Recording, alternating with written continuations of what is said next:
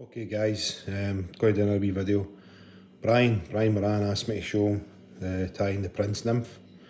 So this is it here. It was actually initially made for us as a steelhead pattern for catching the big rainbows in American West Coast, the big steelhead ones running up for the Pacific. So it's a guy called Doug Prince that came up with it, a guy from Sacramento in California. So I'm going to have a look at this. This one's tied fairly large. So it's in a size 8, B175. And the bead is a gold tungsten bead, about 4mm. So it's quite heavy. This is really quite a good point fly, fishing deeper water, either in still waters or in the put your bead in the vise. This is just a normal slot. It's not a slotted bead, this is just a normal countersink bead. That's on the hook, and I've crushed the barb down. Thread, red thread, because there does seem to be this kind of hot spot at the back of the bead, and it always seems to be red thread. So just in your usual manner, take your thread down the shank, close touching turns, take it to about the point, between the point and where the barb would be, cut away your waist. Now the tails, the back tails, and this one are brown goose biots. I'm not really a big fan of biots, but this is what they ask for in the pattern. So these come off the leading edge of a wing quill like this, like a goose wing quill. Okay, so this is where the biots are on this side here. So take 2, and you'll see the taper quite quickly to a point. Okay, now you can tie them in individually, you can tie them in at the same time. Tail length, probably about the length of the body. I'm going to tie one on the side, at my side. Could probably be a wee tad longer.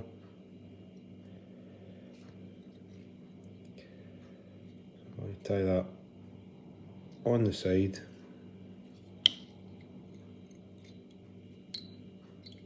And then do the same on the side nearest to the camera.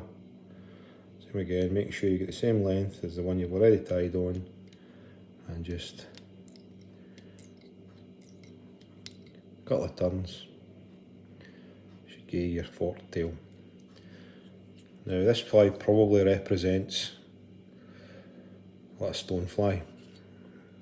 I'm not entirely sure if that was what the original ideas were, but a lot of the American stonefly patterns are tied with these biot tails.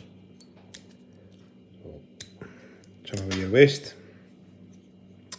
The body is ribbed with a gold wire. I've seen them ribbed with silver, I suppose copper. I don't think it really matters. It's just kind of generic pattern. So you can tie it to suit yourself. So quite a heavy gold wire tied in on the top. Take the thread up to the bead, and then bring it back down. Keep the wire on the top, binding it down with your thread. So back to the starting point. The body, peacock herring. This size of fly I'm going to use 3 or 4 strands. So pull them off. Let's go with 4. So if you line up the butts,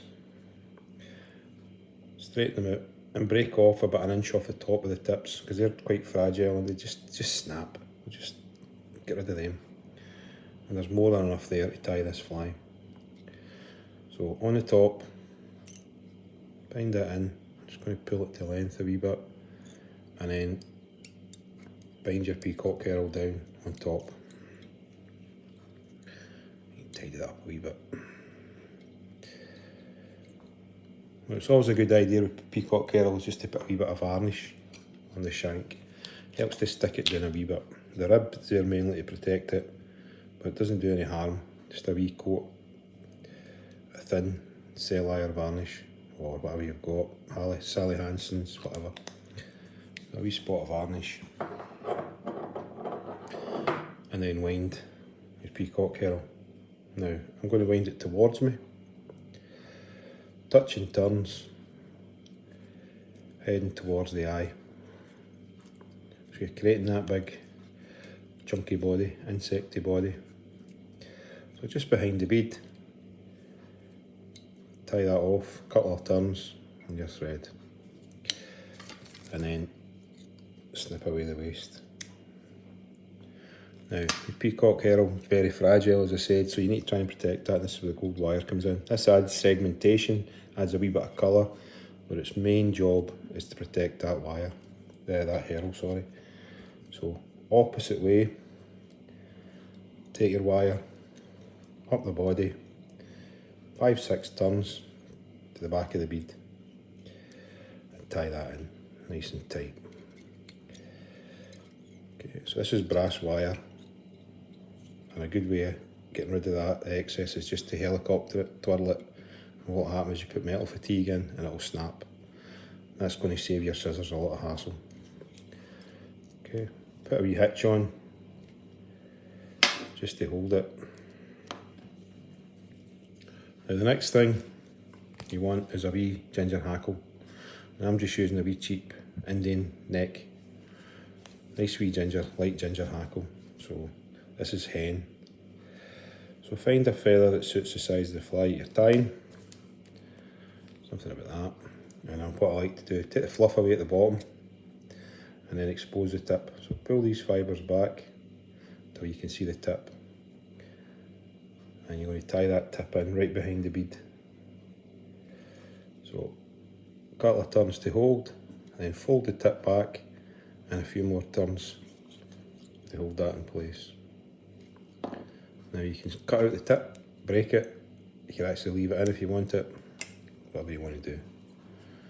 Then take your hackle pliers and wind a few turns in front. So stroke the fibres back, encouraging them to come back the way, put a turn of your hackle. And just again, keep encouraging it back, put a turn. Now you can put 3, 4, 5 turns if you want it quite bushy, 2 or 3 turns if you want it not quite as heavy. Okay. Once you've done that, catch in the stalk coming up and underneath. Make sure it's nice and tight. And trim that excess stalk away. Okay, so you can see the fibres just come to the bend of the hook. That's just a good size, okay. Now the two wings, wing buds, whatever you want to call them, cheeks, I don't know, are white. Okay, so they stand out and they contrast against the body colour. So again, you're looking for 2 biots off the side of the quill. Just cut them off. And that gives you a pair, okay, wee slips. Now you can tie them in, crossing over at the top, you can tie them along the side, you can tie them right along the top. It's entirely up to you. What I'm going to do is just lay it along, sort of just down the side a wee bit, not exactly on top, but I don't think it matters. So a couple of turns to hold that in place. Take your other one, line it up with the existing, the one that you've already tied in. About the same position on the side. A couple of turns, lock that in. Okay, and then bend back your excess biot, get a wee snip, cut away the waste. And then it's a case of just making sure everything's pulled back and putting a few wraps of red. I think this is quite important. It seems to be every fly you see has quite a distinct red collar. Okay, and then finish it off some more clear varnish, just Vineyard Cellular, on your needle. Put a wee drop on the top, on the bead, onto the thread. And when you do your whip finish, you can bring it over the bead and it drags the excess varnish onto your whippings. So just let it slide over the bead, takes it onto the thread, 3 or 4 turns, tighten that up, snip away your waste. So guys, that's the Prince Nymph. Okay, you can tie them in all different sizes. I think the smallest I've seen them is about a 16, but I think they're generally quite a big fly. So I'd be using them on like 12 probably is small, 10s, 12s, 8s.